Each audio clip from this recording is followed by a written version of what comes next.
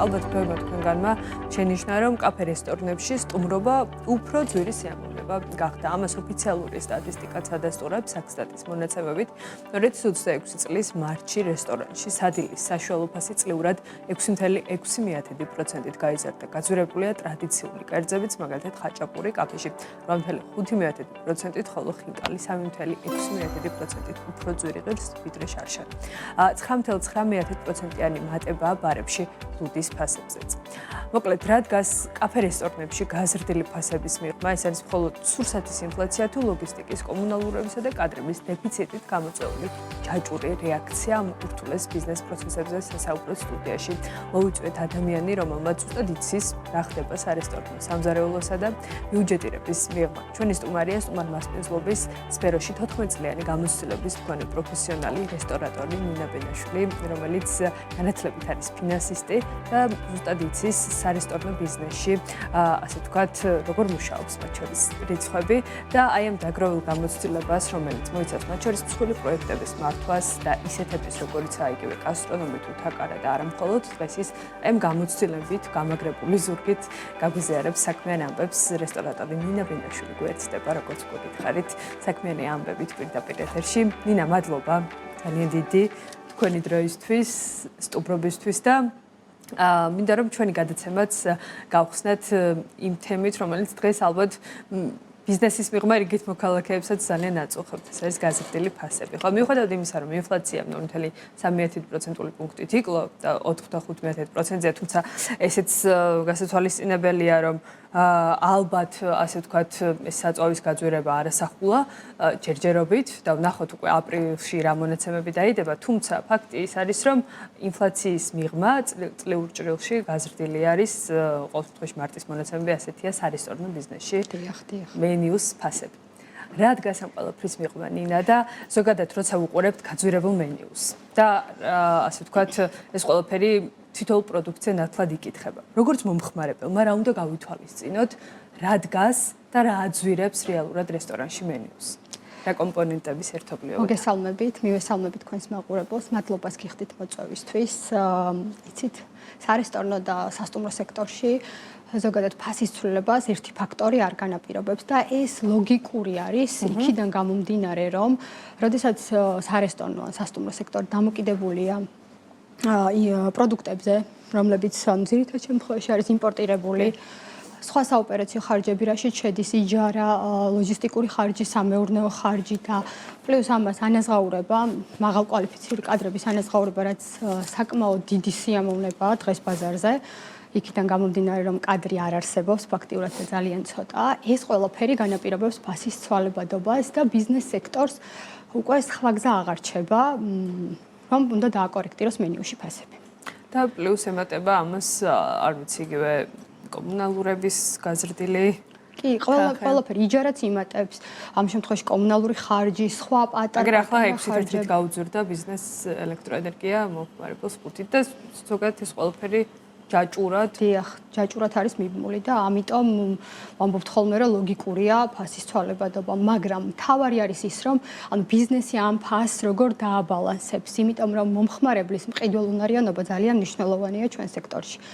ან პირდაპირ მნიშვნელოვნად, იმიტომ რომ ზოგადად, როდესაც გვაქვს არჩევანის საშუალება, მენიუს კერძების გრამაჟის შემცირებით თუ მენიუს უბრალოდ ფასის მომატებით, აი არ ვიცი რომელი უფრო სწორი იქნება, ან სწორი არის ხოლმე ძირითად შემთხვევაში, რომ ფასი, ანუ ან ფასი უნდა შევინარჩუნოთ და პორცია შევამციროთ, ან ფასი უნდა გავზარდოთ. ანუ არც მე მგონია, რომ არც ბიზნეს სექტორს არ უხარია ესე ფასების ცვლილება და მატება, მაგრამ უბრალოდ სხვა გზა არ გვაქვს. ანუ ახლა უნდა ველოდოთ, რომ ეს ასე ვთქვათ, უკვე ბიზნესის გადადგამ შესაძლოა ამის ნაბიჯებს იგივე პორციების შემცირებით გამოიხატება ეს თუ მარჟების დაჭერა სამდენად რთული გამოწვევა. ძალიან რთულია. ანუ ძალიან რთული, იმიტომ ფასი იცვლება ყოველდღიურად. ანუ რთულია, იმიტომ რომ მარაგს ფიზიკურად ვერ ვიღებთ ვერაფრისგან, ანუ ამას სჭირდება დასაწყობება და პლუს ამას ის, რომ ახალი უნდა იყოს პროდუქცია, ანუ ხარისხით ძალიან მნიშვნელოვანია, რომ ხარისხით შევინარჩუნოთ. აქედან გამომდინარე, დგებით ხოლმე ასეთ სავალალო გადაწყვეტილებამდე, ანუ ასე სტორი იქნება თუ არა. და ყველა ვარიანტში ვიღაც არალდება, ანუ ხმარებელი ან ბიზნესი. დიახ.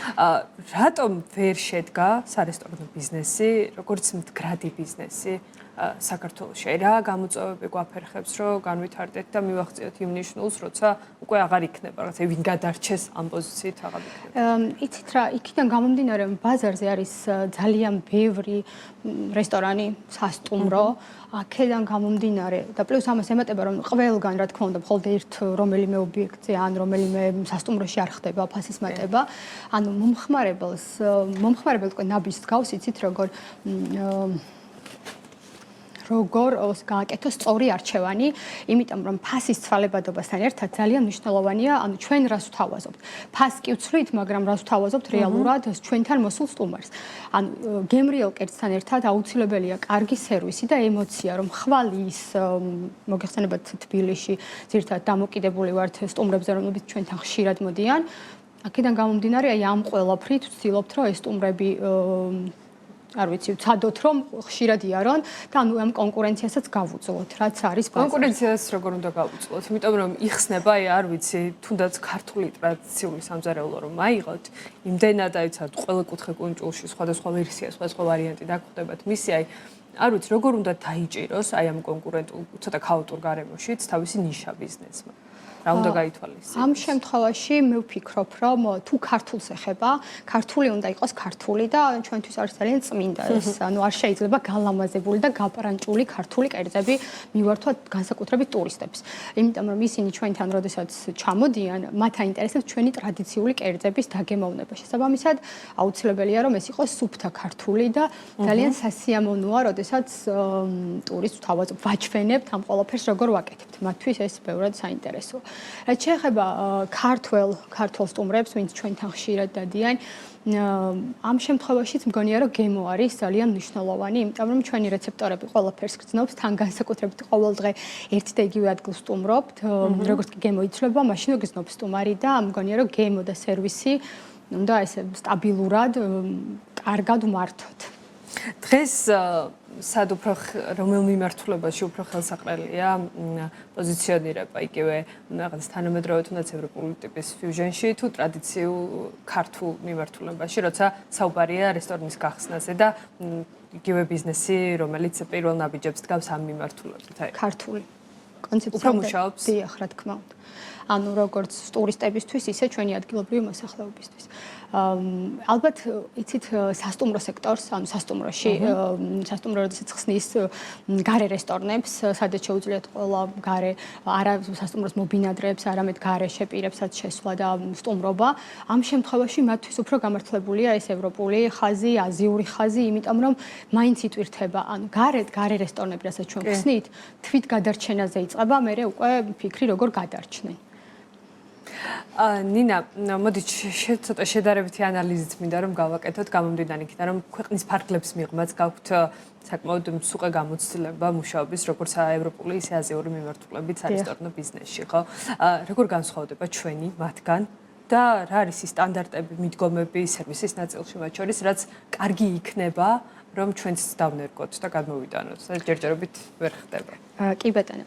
ანუ ძალიან რადიკალურად განსხვავდება სერვისის ნაწილში, როგორც ჩვენი მომსახურების სტანდარტები, ისე ევროპული ან ალბათ აზიურიც. იქიდან მე ვფიქრობ, ნახეთ, რომ ძალიან მნიშვნელოვანია, რომ ანუ ზუსტად ის სერვისი შევთავაზოთ სტუმარს, ემოცია შევუქმნათ, ძალიან სასიამოვნო, იმიტომ რომ ალბათ ყველა ყოფილხართ რომელიმე რესტორანში, სადაც რომელიღაც კერძი ისე არ მოგწონებიათ, მაგრამ სერვისი ყოფილა იდეალური და ამის ფონზე კიდევ დაბრუნებულ ხართ უკან. ეს ძალიან მნიშვნელოვანია. ანუ ევროპაში ამას ძალიან დიდ ყურადღებას აქცევენ, მათთვის ძალიან მნიშვნელოვანია, რომ სტუმარი კმაყოფილი წავიდეს და ანუ კიდევ ეს სტუმროს, ეს ჩვენც ვცდილობთ, რომ ის სტანდარტები, კარგი სტანდარტი რაც აქვთ, გადმოვიღოთ და დავამკვიდროთ. ამის მიღმა კიდევ რა იქნებოდა ის გასათვალისწინებელი თუნდაც არ ვიცი ბიზნესის მართვის სპეციფიკებიდან გამომდინარე, რაც ჩვენთვისაც მნიშვნელოვანია, რომ იგივე ევროპული გამოცდილებიდან გადმოვიტანოთ და დავნერგოთ ჩვენს ბაზარზე მიღმა იმ ურთიერთობისა, რომელიც ყალიბდება მომხმარებელს და ასე ვთქვათ. იცით რა, მე მგონია რომ არის საქმის სიყვარული. ეს ძალიან მნიშვნელოვანია და მგონია რომ ყველა ადამიანს უნდა უყვარდეს ის საქმე, რასაც აკეთებენ. პირობითად გეტყვით, იტალიაში მომსახურე პერსონალის ასაკობრივი ჯგუფი არის 50 ზემოთ, 45 ზემოთ. ეს ნიშნავს იმას, რომ ამ ადამიანებს ძალიან უყვართ მათი საქმე. ანუ რამდენჯერაც არ უნდა ესტუმროთ დღის განმავლობაში, ყველა დაგხვდებათ გაღიმებული, მადლობას გადაგიხდიან, მოგესალმებიან და მადლობას გადაგიხდიან სტუმრობისთვის და ეს არის სიყვარული იმ საქმისადმი, რასაც აკეთებენ და მე ვფიქრობ, რომ არა მარტო ალბათ ჩვენ სექტორში, არამედ ნებისმიერ სხვა ბიზნესში ძალიან მნიშვნელოვანია ის, რასაც ვაკეთებთ, რომ გვიყვარდეს. სხვანაირად მგონია, რომ შეუძლებელი იქნება რატომ უყვარს სულ უფრო ნაკლებ ადამიანს მაშინ ეს მიმართულება? თუ სიყვარულიც არ არის აქ მთავარი ამბავი იმისთვის, რომ სულ უფრო მეტი ადამიანი ტოვებს სარესტორნო ბიზნესს, კადრების დეფიციტიც არის მუდმივი პრობლემა. არ ვიცი, რატომ ვერ ვინარჩუნებთ? ისეთ რა, ძირითადად შემთხვევაში არის ხოლმე ანაზღაურება, რაც პირველ რიგში მნიშვნელოვანია. ჩვენი ბაზრიდან გამომდინარე, ანუ და კადრების სიმცირიდან გამომდინარე, ჯამში ბიზნესის მოგებიდან გამომდინარე, ვერ ვთავაზობთ ისეთ ანაზღაურებას ჩვენს დაქირავებულ პერსონალს, რომ კმაყოფილები იყვნენ, ვცდილობთ, რა თქმა უნდა, მაგრამ მათთვის, აი, იცით რა, ადამიანები ზოგადად ესე ვართ მოწყობილები, რაც უფრო მეტი გვაქვს, მეტი გვინდა. შესაბამისად, მე ვფიქრობ, რომ ანაზღაურება ხდება საქმიდან გამომდინარე და თავაზობთ, რომ ვცდილობთ, რომ აი ეს ყველაფერი ნელ-ნელა უფრო უკეთესობისკენ შეიცვალოს, მაგრამ ჯერჯერობით ვერ გეტყვით. კი ბატონო, და ბოლოს ცოტა დრო გრჩება და ძალიან საინტერესო არის თქვენი რჩევის გაზიარება ადამიანის, რომელიც უკვე აი ამდენი წელია ამ მიმართულებით, მათ შორის სხვადასხვა კონტინენტზე მუშაობის გამოცდილება აქვს. რას ურჩევდით იმ ბიზნესებს, ინვესტორებს, რომლებიც ახლა გეგმავენ, რომ ასე ვთქვათ, თავის კონტრიბუცია შეიტანონ ამ ბიზნესში და იგივე რესტორანი გახსნან თუ კაფე ან სხვა გასტრონომიის ობიექტი. რა უნდა გაითვალისწინონ, რომ წარმატებული და მდგრადი იყოს? პირველ რიგში უყვარდეთ ის, რასაც გააკეთებენ და რასაც დაიწყებენ, იმიტომ რომ ამ სექტორს ჭირდება ძალიან დიდი შრომა და სულ განვითარება. სხვა შემთხვევაში ჩამორჩები იმ ტენდენციებს და წინ ვეღარ წახვალ.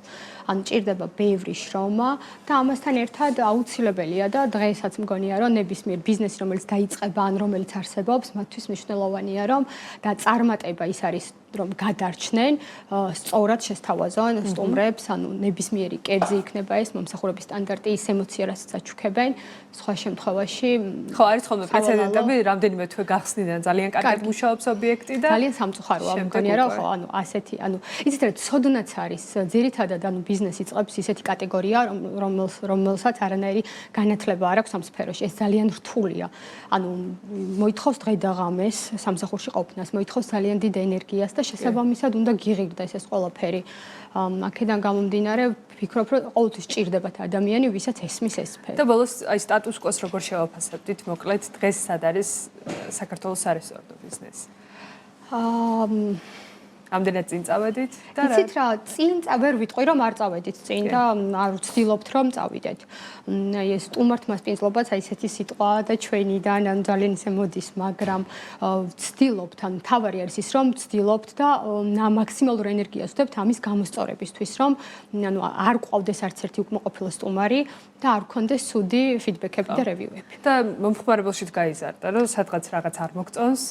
შემთხვევა, აი ეს უნდა თქვა ხმამაღლა, რომ შემდეგ უკვე ეს თავის მხრივ ნიშნულოვანია, რომ ანუ ჩვენც ვიკითხებით, რა თქმა უნდა, როდესაც ახალი იხსნება, მით უმეტეს ძალიან ნიშნულოვანი და საინტერესო ამ ადამიანების აზრი, რა მოსწონთ, რატომ არ მოსწონთ და ნებისმიერი და უკვე შემდგარ ბიზნესზეც ანალოგიურად რომ განვითარდე, აუცილებელია ჩვენ ამ სტუმრებით საზრდოობთ და აუცილებელია მათი აზრის გათვალისწინება. და ეს უკავშირი.